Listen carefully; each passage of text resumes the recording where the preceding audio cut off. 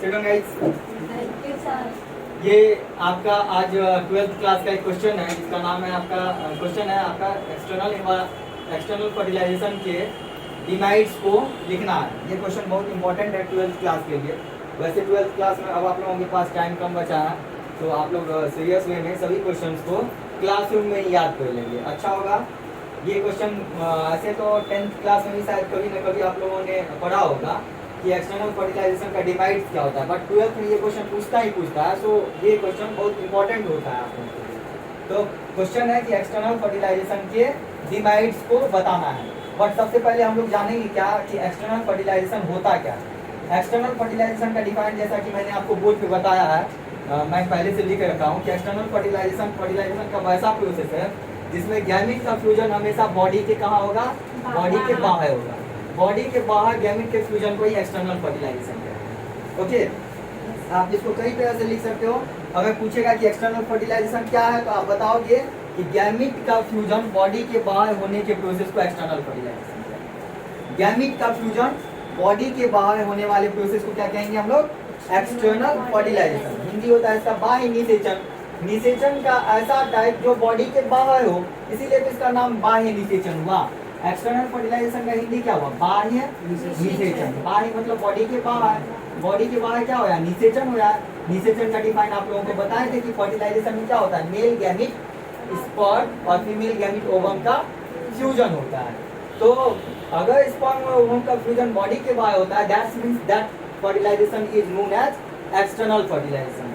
Body के बाहर sperm और ओवम का फ्यूजन हो गया तो इस टाइप की फर्टिलाइजेशन को हम लोग क्या कहेंगे, एक्सटर्नल फर्टिलाइजेशन कहेंगे। अच्छा, एक बात आप लोग बताओ कि क्या एक्सटर्नल फर्टिलाइजेशन इंटरनल इन्वायरमेंट में होगा, बॉडी के अंदर होगा?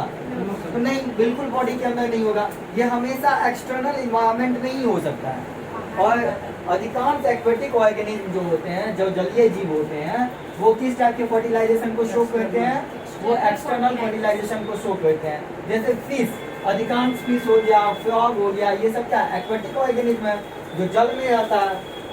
तो इसमें जो फर्टिलाइजेशन होगा ना, वो बॉडी के बाहर होगा, ठीक है। जबकि अगर पूछा जाएगा आपको कि ह्यूमन में, काऊ में, डॉग में, ये सब में फर्टिलाइजेशन कैसा होता है, तो इसमें इंटरनल फर्टिलाइजेशन होता है, यानी कि बॉडी के अंदर ही मेल गैमीट स्पर्म और फीमेल गैमीट ओवम से फ्यूज करते हैं। तो ये तो था इंटरनल फर्टिलाइजेशन। लेकिन एक्सटर्नल फर्टिलाइजेशन क्या होता है, इसका हम डिफाइन आपको बताया कि फर्टिलाइजेशन का वैसा प्रोसेस जिसमें गैमीट का फ्यूजन बॉडी के बाहर होता है। और यह फर्टिलाइजेशन जनरली आपको एक्वेटिक ऑर्गेनिज्म में देखने को मिलेगा, जैसे फिश, फ्रॉग। अब हम लोग जानेंगे कि एक्सटर्नल फर्टिलाइजेशन का डिमाइड्स क्या है। डिमाइड्स मतलब गुण, अवगुण, सॉरी। कुछ मेरिट्स होता है, कुछ मेरिट्स भी होता है, कुछ डिमाइड्स भी होता है। तो इसमें डिमाइड्स क्या क्या है, इसमें इसका अवगुण क्या क्या है, इसकी हानि क्या है, क्या होगा अगर एक्सटर्नल फर्टिलाइजेशन हो तो इससे क्या खराबी है, क्या हानि होता है, इसको हम लोग पॉइंट वाइज 1 to 1 समझेंगे। सो आप लोगों का ध्यान होना चाहिए बोर्ड की तरफ, फाइन कंसंट्रेट करके समझिए, अच्छा क्वेश्चन है ये। एक्सटर्नल फर्टिलाइजेशन का कुछ मुख्य अवगुण इस टाइप का, पहला तो आपका ये है कि इस टाइप के फर्टिलाइजेशन में गैमीट्स अधिक से अधिक बनना आवश्यक है। इस टाइप के फर्टिलाइजेशन में गैमीट्स का अधिक से अधिक बनना आवश्यक है, क्योंकि कौन सा गैमीट जो है स्पर्म ओवम से फ्यूज करेगा या नहीं करेगा वो तो कंडीशन पे डिपेंड करता है। तो गैमीट्स अधिक से अधिक बनेगा तब तो फ्यूज करेगा ना अधिक से अधिक। तो इसमें गैमीट्स अधिक से अधिक बनना आवश्यक है।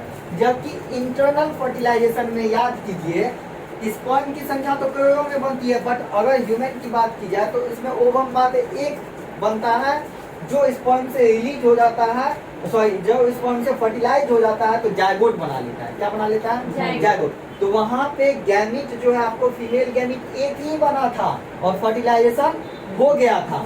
लेकिन इसमें अधिक से अधिक गैमीट बनेगा तो किसी में फर्टिलाइजेशन हो सकता है, और कब अगर जिसमें नहीं मिलेगा, जो नहीं मिलेगा मेल गैमीट फीमेल गैमीट से, उसमें फर्टिलाइजेशन होगा भी नहीं।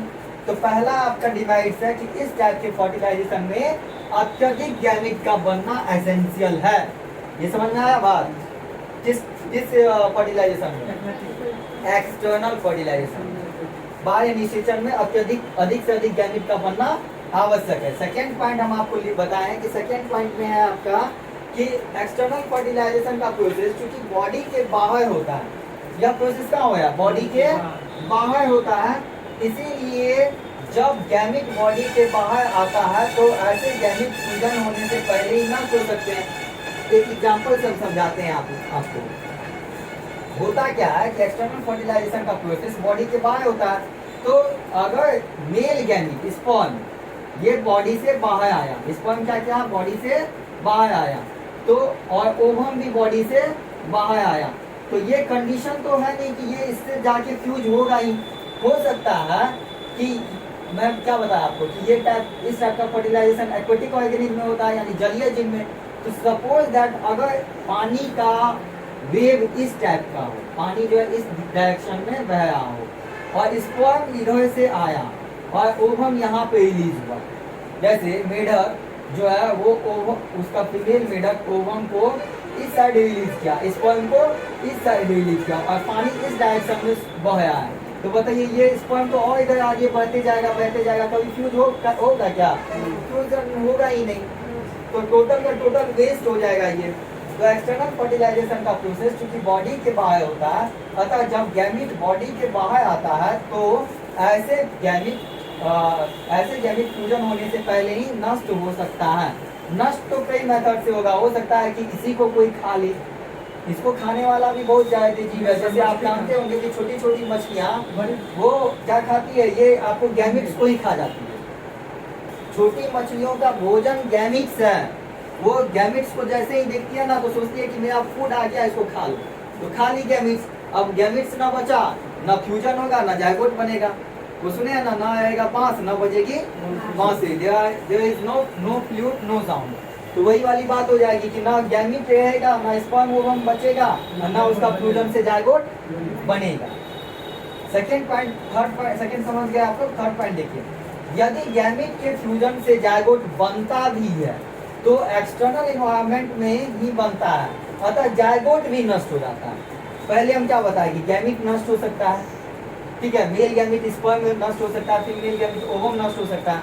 यदि बाय चांस ये दोनों फ्यूज हो करके जायगोट बना भी लिया, ये दोनों फ्यूज होकर क्या बनाया, जायगोट बना भी लिया, तो जायगोट में अपने आप को प्रोटेक्ट करने की कोई कैपेसिटी नहीं है, ये अपने आप को सुरक्षित नहीं कर सकता है। तो इस जायगोट को भी मछलियां बड़े स्वाद के साथ खाएगी, ठीक है। उसको लगेगा कि जायगोट, गैमिट में तो उतना ज्यादा स्वाद आएगा भी नहीं, जायगोट को टेस्ट ले लेके मछली खा लेगा, तो जायगोट भी नष्ट हो गया। तो इस तरह से क्या, जब जायगोट को खा लिया तो क्या बच्चे का विकास होगा, क्या फ्रॉग बनेगा, फिश बनेगा, नहीं बनेगा। आगे देखिए, तो आपका थर्ड पॉइंट था कि यदि गैमिट के फ्यूजन से जायगोट बनता भी है तो वह एक्सटर्नल एनवायरनमेंट में ही बनता है, अतः ऐसे जायगोट का भी नष्ट होने की संभावना बनी रहती है। एकदम क्लियर, गैमिट नष्ट हो जाएगा, जायगोट भी नष्ट हो सकता है, जब तक कि वह क्या नहीं बन जाए, एडल्ट ना हो जाए, तब तक उसको खतरा। जब तक कि वो पूर्ण रूप से बच्चे के रूप में ऑफस्प्रिंग ना बन जाए, तब तक उसको खतरा है। ऑफस्प्रिंग के बाद वो अपना प्रोटेक्शन करता है, खुद से कर लेता है। लेकिन इंटरनल फर्टिलाइजेशन में क्या होता था, गैमिट बनता था मेल के बॉडी के अंदर, मेल गैमिट बनता था स्पर्म, फीमेल बॉडी के अंदर फीमेल गैमिट बनता था ओवम। ये दोनों का फ्यूजन बॉडी के अंदर होता था, एक सुरक्षित वातावरण में होता था। ह्यूमन में हम जिसको कहते हैं, क्या कहते हैं, यूटेरस, गर्भाशय में होता था। गर्भाशय सुरक्षित वातावरण था, ऐसा तो कोई नहीं है कि गर्भाशय को जो है कोई हाथ दे निकाल के बच्चे को खा ले, ऐसा होगा नहीं। तो internal fertilization is best than external fertilization. Internal fertilization is better than external fertilization. Internal fertilization को अच्छा माना गया है एक्सटर्नल फर्टिलाइजेशन की अपेक्षा। आगे देखिए पॉइंट नंबर 4, फोर्थ में कहता है कि एक्सटर्नल फर्टिलाइजेशन के लिए अनुकूल परिस्थिति का भी होना आवश्यक है। अब आप पूछोगे कि सर अनुकूल परिस्थिति क्या होता है, तो फेवरेबल कंडीशन, जैसे ये जो है आपको गैमिट देगा आपको नदी में, तालाब में, यही ना, और बरसात के मौसम में आपको ऑलरेडी नदी तालाब फुल हो जाता है पानी से, तो गैमिट इधर उधर बह जाएगा, फ्यूजन होगा ही नहीं, है ना। जैसे तालाब में दिया ये आपको स्पर्म जो है तालाब में रिलीज हुआ, अब बरसात के मौसम में, बरसात जो है अनफेवरेबल कंडीशन हो गया, इसमें पानी इतना ज्यादा फुल हो गया कि ये पानी, ये जो है ना पानी के द्वारा बह गया, बहना समझते हैं ना, इधर उधर चला गया, तो फ्यूजन नहीं हुआ, समाप्त हो गया। और रिजल्ट क्या हुआ, रिजल्ट 0 हुआ, फर्टिलाइजेशन हुआ ही नहीं। तो इसका जो है ना, इसमें फेवरेबल कंडीशन का होना भी आवश्यक है, अनुकूल परिस्थिति का होना आवश्यक है। अब क्या हुआ, गर्मी के मौसम में तालाब का पानी धीरे धीरे देखते होंगे सूख जाता है। उस टाइम में अगर इस फ्रॉग अपने स्पर्म को रिलीज करता हो और फीमेल फ्रॉग अपने ओवम को रिलीज करता हो, तो सूखे हुए पानी में तो वो होगा ही नहीं, वो तो खुद जो है डेड कर जाएगा। जैसे ही निकलेगा देखेगा कि कंडीशन फेवरेबल नहीं है, तो वो क्या हो जाएगा, डेड कर जाएगा। तो इस तरह से जो है इसका एक्सटर्नल फर्टिलाइजेशन के लिए अनुकूल परिस्थिति का होना आवश्यक है, अर्थात गैमेट के रिलीज होने के एट ए टाइम मेल का भी होना आवश्यक है और उसी टाइम फीमेल का भी होना आवश्यक है। अब इस पॉइंट को समझिए, एक अनुकूल परिस्थिति, एक प्रतिकूल परिस्थिति इस टाइप से भी होगा कि फ्रॉग जो है उसका मेल वो स्पर्म रिलीज कर दिया और फीमेल जो है वो संडे की छुट्टी मना रही है। क्या मनाई है, संडे की छुट्टी। वो बोले कि आज ना हम ओवम रिलीज करेंगे ही नहीं, मतलब कहने का मतलब स्पर्म बना और ये स्पर्म रिलीज कर दिया और फीमेल के फ्रॉग में ओवम बना ही नहीं, तो ये रिलीज कहाँ से करेगी, ऐसा तो है ना कि। तो फिर वहाँ पे प्रॉब्लम होगा, वहाँ पे आपको ना तो मेल जो है उसका स्पर्म ओवम से मिलेगा ही नहीं, तो उसका एट ए टाइम, दोनों का एट ए टाइम होना आवश्यक है। इसीलिए आप लोग देखते होंगे कि बरसात के मौसम में या कभी पानी में मेढक जो है आवाज, एक विशेष प्रकार का आवाज निकाल करके अपने फीमेल को अपनी ओर अट्रैक्ट करता है, बिकॉज उस टाइम में फीमेल का होना भी आवश्यक है। ये नहीं कि फीमेल जो है किचन में खाना बना रही है, ठीक है, उस टाइम में उसका भी होना आवश्यक है। नेक्स्ट देखते हैं, तो ये हम समझाने के लिए सिर्फ करें ताकि आप लोग समझ जाओ अच्छे से। फीमेल मेढक तो है ना किचन में खाना बना, तो यहाँ पे एट ए टाइम मेल का और फीमेल का होना आवश्यक है ताकि उसी टाइम में गैमेट रिलीज हो सके। क्योंकि एक्सटर्नल फर्टिलाइजेशन का प्रोसेस बॉडी के बाहर होता है, अतः परभक्षियों के द्वारा उसका भक्षण होता है। कब कब, गैमेट जब बनेगा तब होगा और जायगोट बनेगा तब होगा।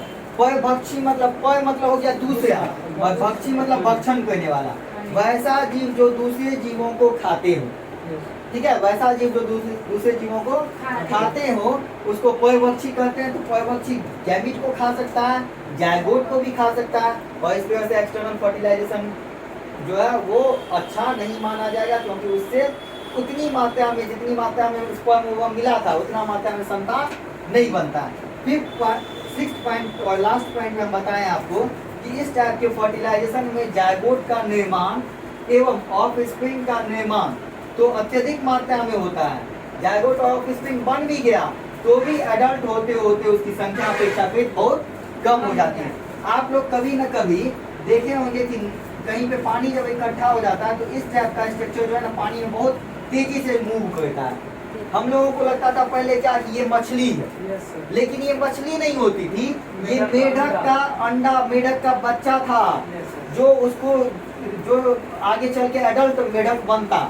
इतना मात्रा में ये बनता है कि अगर इतना मात्रा में मेढक रियल में एडल्ट बन जाए तो पता चलेगा आपके घर में, आपके किचन में, आपके बेडरूम पे जैसे आप सोने गए वो मेढक उछल के आए, समझे, यानी मेढक ही मेढक दुनिया में छा जाएगा। तो जितना मात्रा में ये बनता है उतना मात्रा में एडल्ट होते होते नहीं रह पाता है। तो इसमें क्या होता है कि 6th पॉइंट अच्छे से समझिए कि इस टाइप के फर्टिलाइजेशन में जायगोट का निर्माण एवं ऑफस्प्रिंग का निर्माण तो अत्यधिक मात्रा में होता है। ऑफस्प्रिंग मतलब समझ रहे हैं, संतति का निर्माण तो अत्यधिक मात्रा में होता है, लेकिन एडल्ट होते होते उसकी संख्या क्या हो जाती है, अपेक्षाकृत बहुत कम हो जाती है। Swati, have you any problem? नहीं ना, और किसी को कोई प्रॉब्लम?